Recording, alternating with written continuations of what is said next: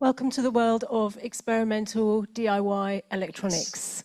Excellent. Okay, it's not straightforward. Things don't go smoothly. I'm sure everyone knows, and I'm a big fan of just if things take a bit of time, they take a bit of time. This is I'm working with electronic fabrics, which I'll go through, and whenever the instrument is plugged into anything else like this mixer with the PA, it's just like, right, I don't know any of these people. I have no idea what's going on. This was not the same as it was in the studio, and yeah, so I think we're kind of all with the instrument there. Like, we all need a little bit of time to get to know everyone else, right? Okay, so okay, great. So yeah, I think I might stand. I really loved Lee's. I want to be like Lee. I'm going to try and be like Lee now, I think. That was just such a great talk. I did a talk about my work at DMLab in January. So I've focused just on this instrument that I've made, Buffer Live, today. So if I'd be really happy if you were to experience my website for any more background on what I do, but today is just about the Accessible Instrument Fund and what I did with that. So hi, I'm Nicola. I've got a short black fringe with ponytail. I'm in a white dress with some pattern on it. I'm in my 50s. I've got some blue nail varnish, which I realised is also quite themed with my PowerPoint. Anyway, that wasn't on purpose. Okay, bit nervous. There we go. So I work mainly with vocals and sound poetry, free improvisation, and so I usually perform with the digital instruments that I make, and so solo timed live performances, and I also work with recorded music and release music. So thank you very much, Drake Music, for the Accessible Instrument Grant. It's given me an incredible focus and support, and hopefully the outcome adds to this community and discussion about accessibility. So the instrument itself, in terms of an audio description, is completely made of fabric pieces and fabric and conductive fabrics. So the main central part is the Bela Mini development board, and I've placed that in a small pocket that sits on, well, at the moment it can be placed on the front of a body, but it's actually, the whole instrument is flexible, so that could be placed anywhere that was preferable for the player. But at the moment, the image that's up is showing that the Bela is placed on the chest of a mannequin, and there are some long pieces of fabric, leads. It just sort of looks like a garment, but as I'm going to explain, these sort of strings and pieces of fabric are actually components of the instrument and how the instrument is played. I've used samplers a lot. So the Buffer Live is a live audio sampler, and I've used samplers a lot in my practice. This is an old friend, an Akai LP-D8. So I didn't make this one, but this image shows a black rectangular box with some sort of drum pad rectangles on one side and some twiddly knobs on the other side. And yeah, I got a lot of fun out of that. That was brilliant. And for me, a live sampler appeals because it means that I could emulate one of my other favorite instruments, devices, the Chaos Pad, and that's great because that means that I can create live vocal samples and then add effects, play them back in the moment, and then layer those up. And these all provide for me a musical element to my performance. I'm an untrained musician, and being able to use my voice as an instrument in this way means that I could join the community of musicians, DIY artists in London, and really sort of thrive and get a lot out of being part of that scene.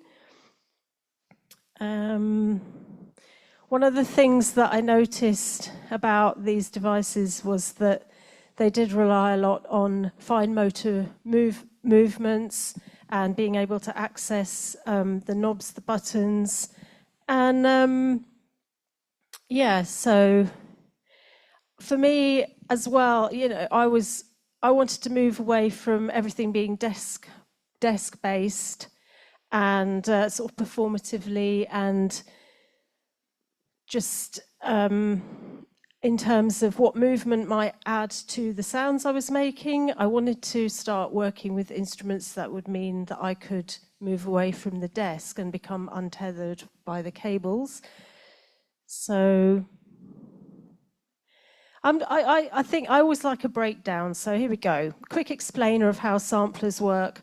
So a sampler will let you record some sounds, make short clips of those recordings, and you could load those up directly onto your computer or the sampler device, and then you can play them back at the touch of a button or the squeeze of a pom-pom, or we shall see. Okay, so the digital effect, okay, and then you could change those sounds by adding an effect. And the digital effects that I like are delay, reverb, pitch shift, distortion. So I think those are all quite self-explanatory, those. So I know most people in this, I don't know, the breakdown's probably not important for everyone, but I always like a breakdown, so I'm putting it out there for people who wanted that. Okay. And I like samplers because you can sample field recordings, pieces of music from found videos, bits of singing, you know, the list is endless. And then by playing them back and incorporating them into a live setting, I like the way that you can create textures in your live music. And the sampler means you can be spontaneous and improvise with what you play back, and you can layer and add, you know, keep adding to the samples that you've created. So yeah, I think one of the main things that the sampler has allowed me to do is add these effects to my voice and create this sort of performative kind of skewing of expectations of what sort of sounds should be voiced by a female body. And I'm interested in sounds that can start creating a disturbance, a challenge. You know, what's the threshold for an acceptable sound that I could make? And what does that do in the moment?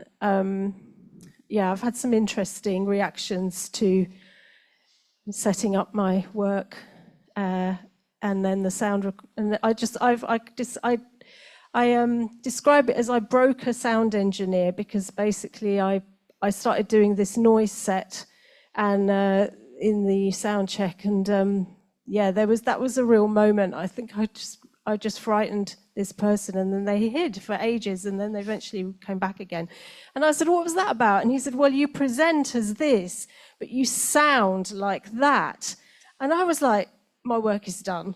That's it. That's brilliant. That's exactly what I was aiming for." And it was a good moment. So yeah, I draw a lot from noise and from vocal improvisation.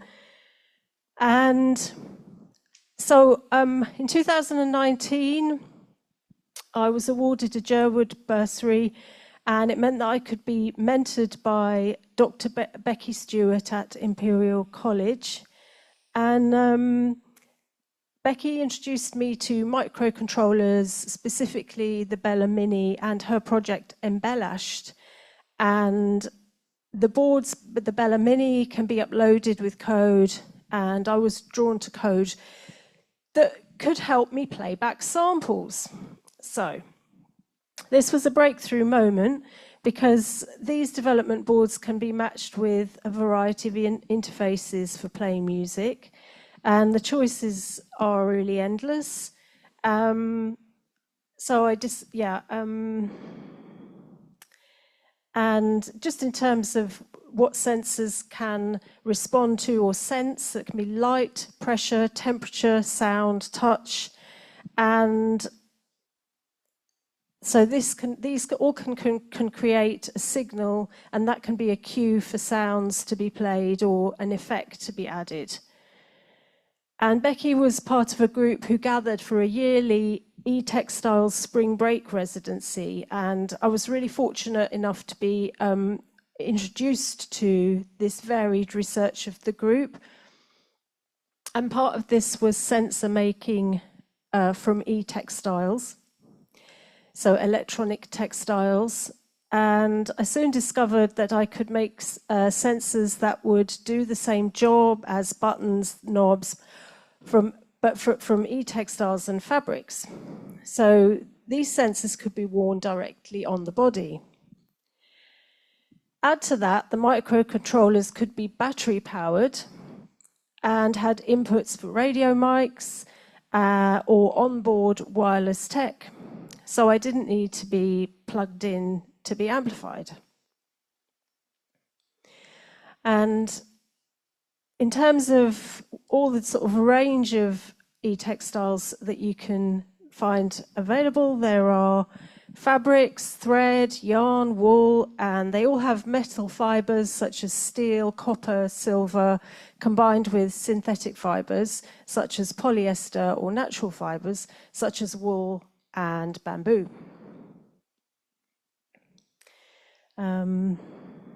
Okay.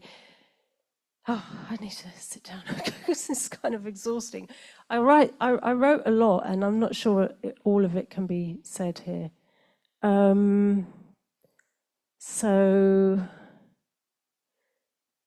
Okay.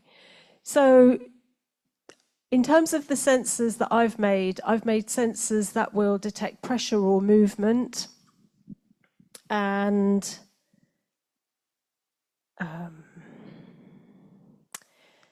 I just want to plug the Embellished toolkit for prototyping embodied audio interfaces, which was developed by a team and Becky Stewart, and in collaboration with the Augmented Instrument Lab. So, okay. How are we doing for time? I lost track a bit. 10 minutes. Okay, thanks. Okay. So this is a piece that I made. The pom-pom acts as sort of like an effects pedal.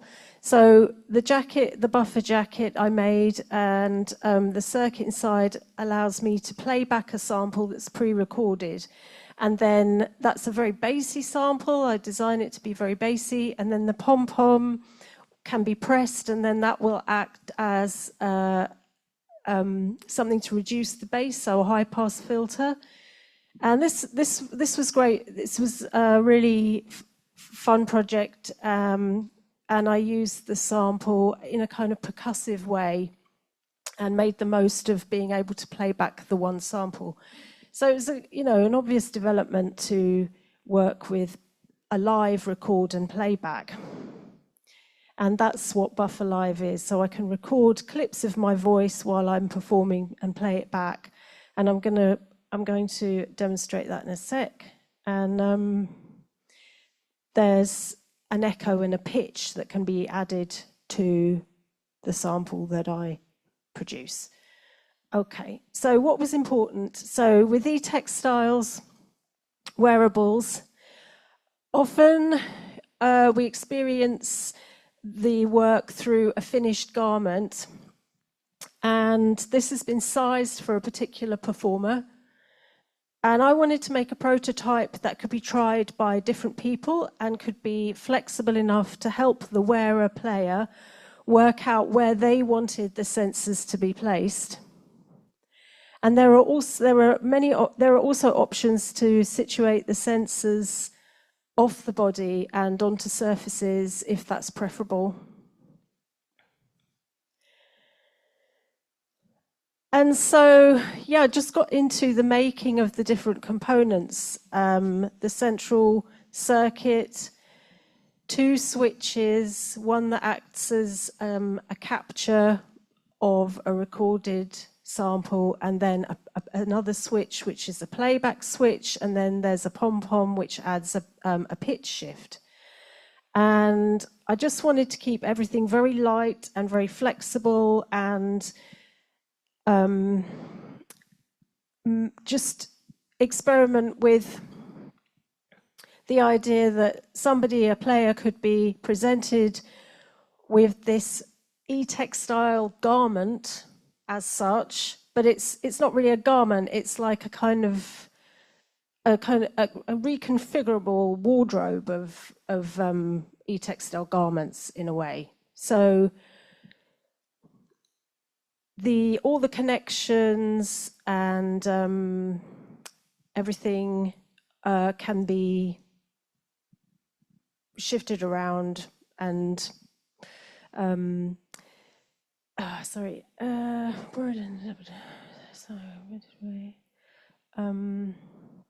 yeah, so connections like using press studs and safety pins are a really good way of creating a conductive connection, and it means that you don't have to move too far away from this very sort of soft interface with fabrics.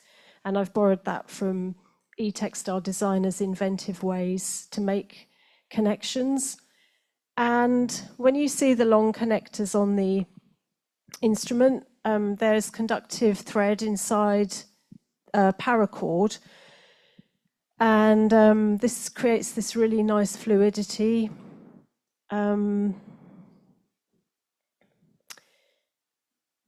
Conductive Velcro as well, that's worked really well to create a sort of channel between the Bela and the sensor.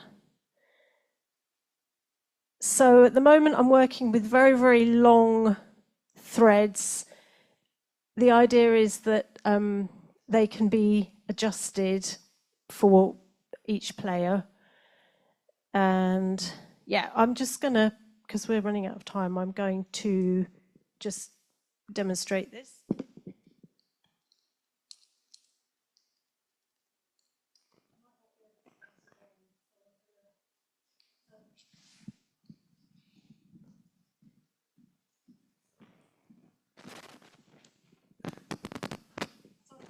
I'm just going to hold that for you so you can. Yes, of course. I'll hold it. You can use your hands to demo. So I've got the microphone on a sort of wristband, adjustable wristband at the moment, and the switch is a soft switch with the textiles inside. So I'm going to create a sample now.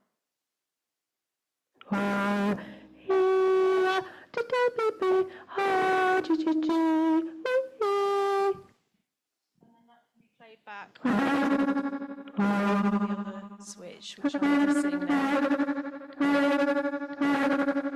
really want to demonstrate that this is not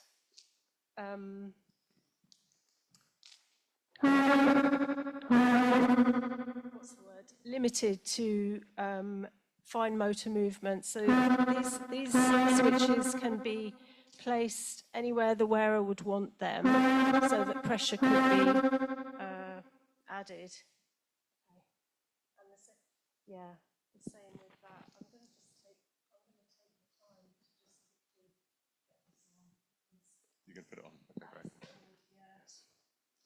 Sorry, Nicola's just going to put this on so that she can actually demonstrate it properly. So just give her a second.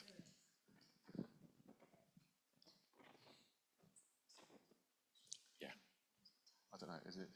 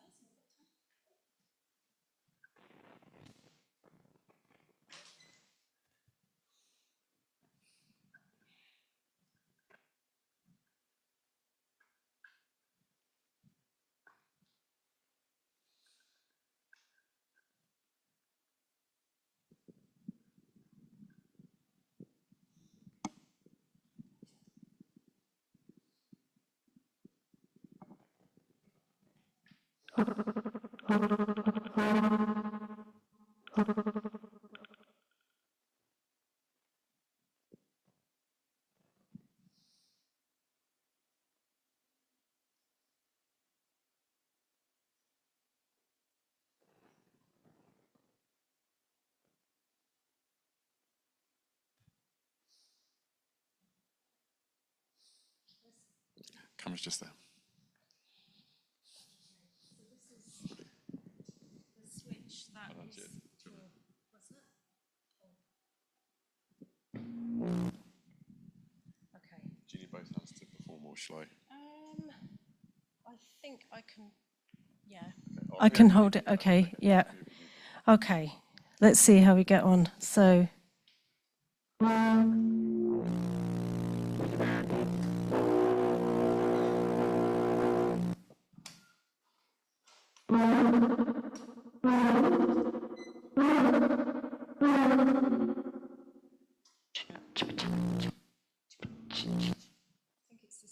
Is it? I don't mind the sound, but No? I'm just. Okay.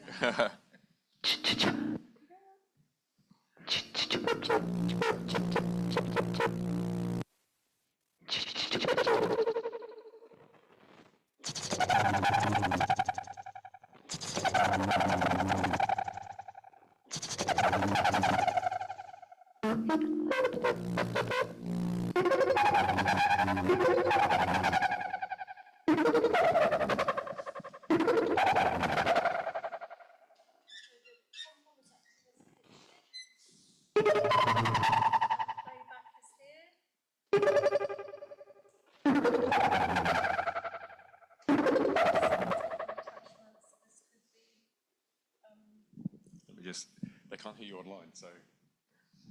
Hi, sorry, there too many mics. Okay, so yeah, the microphone is here on the foot here with an adjustable attachment is the record capture, and then the playback is on here, and then the pitch shift is in the pom pom. So I'm just going to do another one.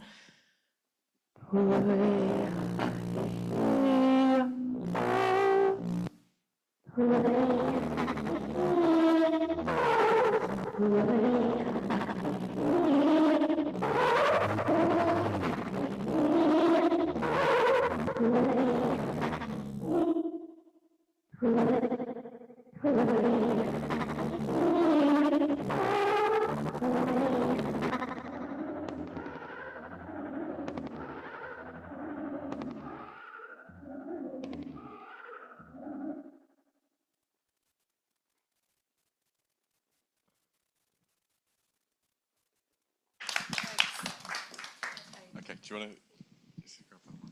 Yeah, I think we have to move on, but if there is time for a question, I can take a question, but if not, I'll pause there. Yes, we have some time for questions, absolutely. Anybody in the room have a question? Or online? Yeah, I think I covered everything. If anyone wants to ask me anything about the way, yeah. Rob has a question. Thank you, Nicola. That was amazing. Really, really great to see. The prototype in the making. I just wondered if you could talk about any inspirations you had about sort of textile instruments and how you see them opening up accessibility to people.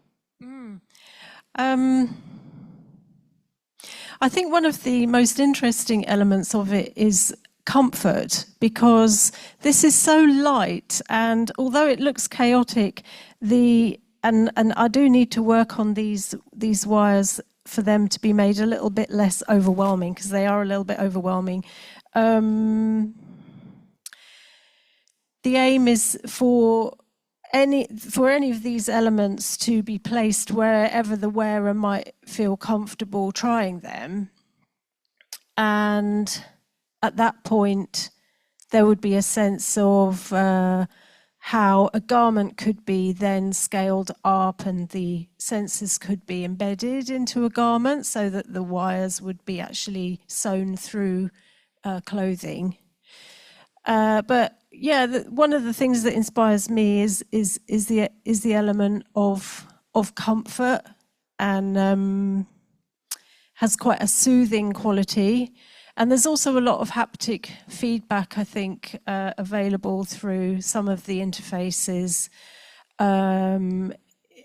Not necessarily for everyone, but there does seem to be a consensus that squishing a pom-pom is quite pleasant, but that isn't necessarily going to be the case for everyone. But then at that point, there's a massive discussion that could be had about what might feel nice, like, interesting haptic feedback that could be incorporated into a musical experience. And so there's the comfort element, and I think working with Bela Mini is great because there's just no latency. So I'm working with very, very fine pressure to the switch, and I guess that's really opens up the range of pressure that could be needed to activate a musical experience in that way. So those are some of the things. Yeah. Amazing. Any more questions in the room? Do we have anything online? Okay, so Nicola, thank you very much indeed. What an absolutely incredible presentation, incredible instrument. I love the flexibility of it, and the fact we're so used to kind of aluminium and plastic and those kinds of glass, and having these kinds of fabric interfaces is just such an interesting and different way of approaching things. So, thank you. Excellent work. A round of applause for Nicola.